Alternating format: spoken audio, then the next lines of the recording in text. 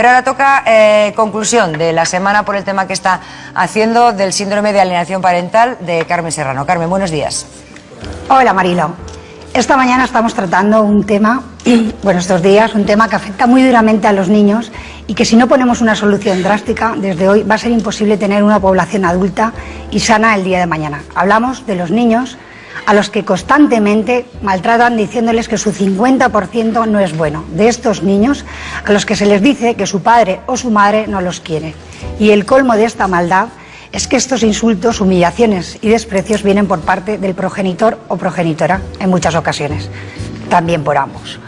Un psicólogo y dos maestros, el psicólogo Javier Urra y los maestros galardonado con el título Mejor Maestro Óscar González, nos han acompañado esta semana junto con Alberca, un gran especialista en temas relacionados con la educación de los niños, y también su opinión, la de la calle. Esto es lo que ocurrió esta semana. El 50% de la gente que se casa ahora, 50% se va a separar. Hay que educar a la gente a la ruptura, porque es fácil pasar del amor al odio. Los padres para uno es lo principal. Ahí tenemos que educar a las sociedades de los medios de comunicación, desde programas como este, porque si no al final siempre vas a la justicia. Y la justicia pone tiritas, hablar mal del ex delante del niño, delante de los demás, o en un medio de comunicación, es perverso. Pura estrategia, para ser más queridos un padre debería hablar bien del otro. A los niños hay que dejarlos que tengan libertad y que se muevan tanto con el padre como con la madre. El niño entiende que esos son sus dos padres y es una cuestión natural que nadie puede volver a cambiar en la vida. Que es absolutamente necesario oír hablar bien de sus dos padres, aunque se lleven mal ellos, y el niño entienda que lo más importante que tienen es que él ha nacido. Estamos educando, bien has dicho, personas. Yo también hace mucho tiempo que dejé de discutir si en la escuela enseñamos y en casa se educa. Creo que todos educamos muy bien y todos tenemos nuestra responsabilidad educativa. Lo que pasa es que estamos en una sociedad, lo que hacemos es delegar responsabilidades, ¿no? En la casa delegan en la escuela también, que me los traigan ya educados de casa, y debemos de pensar más en global, es decir, hablamos de comunidad educativa y, como habéis comentado muchas veces aquí en el programa, de la tribu, ¿no? De la sociedad entera, que es la que tiene que empujar todo esto. Y es lamentable preguntarle a alguien que siempre suspende 7 u 8 suspensos desde hace años, cuando le preguntas quién es el profesor que más sonríe, a veces te dice ninguno. Bueno, pues la definición de maltrato incluye tanto la falta de atención adecuada, negligencia o abandono, como los hechos que lesionan la salud física del menor, maltrato físico o abuso sexual, así como las acciones que atentan contra la salud mental, maltrato psicológico. He seleccionado algunas frases que quiero deciros porque parece que cuando hablamos del tema psicológico se nos olvida, pero quiero deciros unas frases salidas de la boca de los niños. Por ejemplo, este niño que dice, me ha dicho, te quiero mucho, papá, pero si se entera mamá, dice que deja de ser mi mamá. Yo creo que estas frases dichas por los niños se nota todo el machaque psicológico que llevan, que es tremendo. Hay una lista larga, extensa, como por ejemplo, la abuela es mala porque lo dice mamá, mamá dice siempre la verdad, no se te olvide ingresar la pensión, mi mamá es mala, lo dice papá, papá nunca miente. Bueno, pues yo quiero deciros a todos que podemos dar pildoritas de muchos colores, pero que el maltrato, este tipo de maltrato, no tiene cirugía ni micromina que lo cure. Y bueno, voy a presentar, tenía muchas ganas de presentar al invitado que he traído hoy, a José Carlos Aranda, doctor en Filosofía, Letras y escritor de libros como Inteligencia Natural. Aquí tengo su magnífico libro. Y el martes me llamó personalmente porque después del programa hubo algo que le llamó muchísimo la atención. A mí me parece de vital importancia que esto llegue a todos, a los abuelos, tíos, amigos, que quieran ayudar de verdad a los niños, y les voy a pedir que presten mucha atención. Bueno, buenos días, José Carlos. Buenos días, Carmen. Pues, me llamó, ya te digo, la atención tremenda porque todo lo que me enviaste me pareció que es curioso, todos aunque estemos muy por la labor de los niños, esto en concreto no lo sabíamos. Y te pregunto, ¿el maltrato psicológico afecta al cerebro? El maltrato psicológico afecta al cerebro. Hoy, gracias a... Físicamente me refiero, lo modela.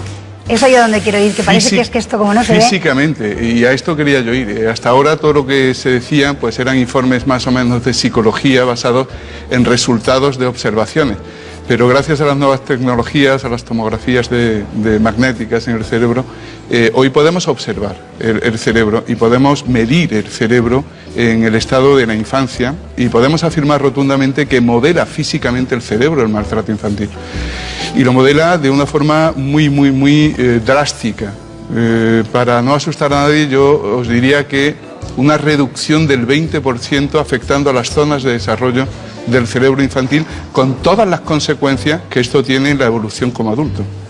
Es curioso, José Carlos, porque antes me decías, y a mí esto es lo que me preocupa, que vemos a una criaturita, ¿no?, con la pierna rota o el brazo, sabemos que ha sido un maltrato y es terrible. Pero es terrible porque lo que tú acabas de contar, porque cuando es el cerebro no lo ve nadie. Esto es lo grave. Lo grave es que cuando alguien imaginemos que un hijo nuestro se parte una pierna, todos somos proclives a ayudarlo porque la lesión es visible, es ostensible y todos comprendemos que necesita ayuda. Lo cogemos, lo abrazamos, pero cuando la lesión es interna, esto no es observable. Es muy fácilmente decir es que este niño es perezoso, es que este niño no quiere, es que este niño no tiene voluntad, es que este niño es agresivo, es que este niño es hiperactivo y colocarle etiquetas al niño sin ser conscientes de que las causas que han originado determinadas actitudes están precisamente en esos malos tratos psíquicos que el niño ha venido sufriendo desde la infancia. Es decir, que anatómicamente el cerebro ya no tiene la misma forma que la de un niño no maltratado. Anatómicamente no tiene la misma forma y además afecta a la disminución de elementos como la amígdala o como por ejemplo lo que es la precorteza cerebral o por ejemplo el hipotálamo o por ejemplo lo que es la división lobular que permite la comunicación entre los hemisferios cerebrales. Estamos hablando de algo realmente serio, Carmen. Muy serio, por eso digo, bueno, como para que luego sigamos indiferentes, ¿no? Me refiero tanto a los profesores, abuelos y demás como diciendo, bueno, tampoco ya se le pasará cuando sea mayor. No, cuando sea mayor, su cerebro ya está formado de manera diferente. Al contrario, cuando sea mayor es cuando pueden dar la cara problemas que durante la infancia han pasado absolutamente desapercibidos. Es decir, en la segunda infancia los niños son muy proclives a seguir al progenitor que lo está custodiando, incluso llega a mentir por proteger su autoestima. Si yo estoy con un padre y resulta que me está hablando mal del otro cónyuge, el niño tiene necesidad de sentirse protegido y por tanto va a seguir el juego de la persona que le está exigiendo una afinidad emocional. Pero cuando llega la pubertad y el desarrollo de la precorteza frontal con la explosión de las hormonas, entonces es cuando podemos encontrar, y esto está ya detectado en análisis, que en los adultos es ostensible la merma en el cerebro. Entonces es posible, José Carlos, esto que muchas veces no damos importancia, ¿no? Que decimos, bueno, ha aumentado la violencia en los jóvenes, como dije el otro día, ¿no? 5 veces más propensos a cometer suicidio, a irse de casa, a hacer uso y abuso de las drogas, en fin, todas estas cosas que dijimos tienen que ver con esto. Tienen absolutamente que ver. Mira, se ha demostrado que hay una dominancia del cerebro, del hemisferio derecho sobre el izquierdo en personas que han sufrido malos tratos. Y además una disminución del cuerpo calloso. Para que nos entienda las personas que nos están entendiendo. Vamos a ver. Yo voy a poner un ejemplo que creo que va a ser muy claro, muy claro. Estamos construyendo una ciudad. Nosotros queremos unas buenas comunicaciones. ¿Qué tenemos que hacer? Pues amplias avenidas. Bueno, pues esto que es amplias avenidas lo consigue la mielina en el cerebro. Bueno, pues la mielina retrocede, con lo cual la comunicación y el flujo de comunicación se merma. La mielina es la base fundamental en este callo que hay entre los dos hemisferios, con lo cual la comunicación interhemisférica, pero además más importante. Si domina el cerebro la parte del hemisferio izquierdo, tenemos la parte racional desarrollada, mientras que el derecho es más la emocional. La autodefensa lo que impele es el dominio de la parte emocional porque somete al niño a un estrés permanente, de vigilancia permanente. Estrés para total, defenderse. Absolutamente. Pero tanto que se identifica, y esto quiero dejarlo muy claro, con el estrés postraumático de los soldados en guerra. Hasta ese punto. Hasta ese punto. Vamos a seguir, pero ahora quiero presentar. Cada viernes tendremos en el programa a Óscar González, que estuvo el martes con nosotros, profesor del año, Magisterio 2013. Y todas las semanas nos va a traer pequeños consejos que deberíamos todos recibir. Esta semana nos va a hablar de repetidores.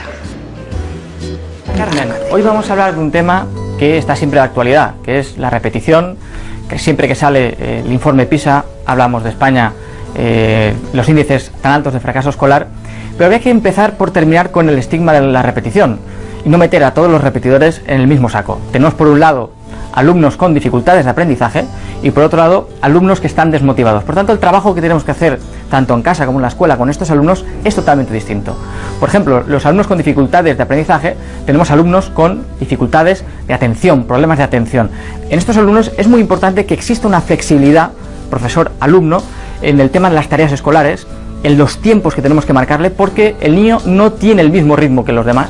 Por tanto, debemos de mantener una coordinación muy buena, tanto con el niño como también con las familias, dándoles unas pautas muy claras de cómo estamos trabajando con el niño y cómo tienen que trabajar y ayudarle en casa. Tenemos niños con dificultades de la lectura, es importantísimo los programas que se están llevando a cabo en los centros educativos, pero lo más importante de todo es que la lectura se trabaje conjuntamente en la escuela, pero también en casa, porque si queremos que nuestros hijos lean, nos tienen que ver leer también a los padres, ¿no? Siempre somos el primer ejemplo, el modelo que tienen que seguir nuestros hijos. Luego tenemos otros alumnos, que son aquellos que se van descolgando, que no es que tengan dificultades de aprendizaje, sino que, como ellos dicen, pasan. Debemos empezar a escuchar a estos alumnos cuáles son los motivos por los cuales están desmotivados, pasando. Hay muchos, tienen muchísimos factores condicionantes, como pueden ser la sobreprotección, otros elementos como pueden ser las nuevas tecnologías, que están llevándoles a que esa motivación se direccione por otros lugares. Debemos de empezar a retomar y el aprendizaje que sea significativo. Esto quiere decir que lo que trabajamos en clase, lo que trabajamos en la escuela, tenga mucho que ver con lo que el niño se va a encontrar en la realidad. Pero lo más importante de todo es que nuestros niños, nuestros hijos, escuchen de nosotros que son capaces. Es decir, están acostumbrados a escuchar: yo no sé hacerlo, yo no voy a poder, soy incapaz. Esa autoestima se va minando y solo la podemos recuperar si nosotros creemos en ellos. Necesitamos que los profesores, que los padres los escuchemos, los atendamos y sobre todo que los vayamos acompañando en este proceso. Si lo hacemos así, seguro que terminaremos con el fracaso escolar que tenemos en nuestro país y no solo a base de deberes y tareas escolares. Seguimos la semana que viene con nuevos temas. Muchas gracias. Muchísimas gracias, Óscar. Pues realmente magnífico. Es verdad que los niños son siempre capaces. Quizás seamos los adultos los que no lo seamos tanto, los que estamos alrededor de ellos. José Carlos, quiero retomar, hacerte esta pregunta para ir ya concluyendo, y me parece, como es el tema de la semana, lo que llaman el síndrome de alienación parental. Hablarle mal a los hijos de su padre, progenitor, que los llamo yo, ¿no? El padre o de la madre, lo hacen los progenitores. ¿Este maltrato es grave o gravísimo? Es gravísimo. Es gravísimo. Es gravísimo porque estamos en lo que es la deprivación de la familia en un momento en que el niño tiene que construir su universo mediante la coherencia de este universo que se conforma en la primera unidad, lo que yo llamo el círculo íntimo, en el padre, la madre y los hermanos, que es la familia base. Si tú niegas uno de estos, y no solo niegas, muchas veces por accidente puede faltar, ¿no? Pero sino que lo demonizas, automáticamente rompes la estructura de coherencia y el niño va a ir ya cojeando en la configuración del yo, de la autoestima. ¿Cómo es posible que estemos tardando tantísimo en reaccionar ante esto? Pues yo defiendo en inteligencia natural la educación preventiva, que antes era un tema que salía en plato. Es la necesidad de ayudar a los padres a comprender cómo pueden hacerlo bien para evitar que surjan los males. Y en este sentido, una escuela de padres, pero bien llevada, es imprescindible. De padres y de profesores. De padres y de profesores, correcto. Aprendan los profesores, sí, a no posicionarse en el favor del que sea custodio. Y digo custodio, aunque yo siempre hablo de crianza compartida. Por favor, que no se posicionen nunca a favor de ninguno, porque no van a favorecer a los niños. Esto es importante que tú, como profesor, lo transmitas. La inteligencia emocional lleva poco tiempo trabajándose, tú lo sabes, y falta una enorme formación en el profesorado para estar capacitado para atender esto. Los niños.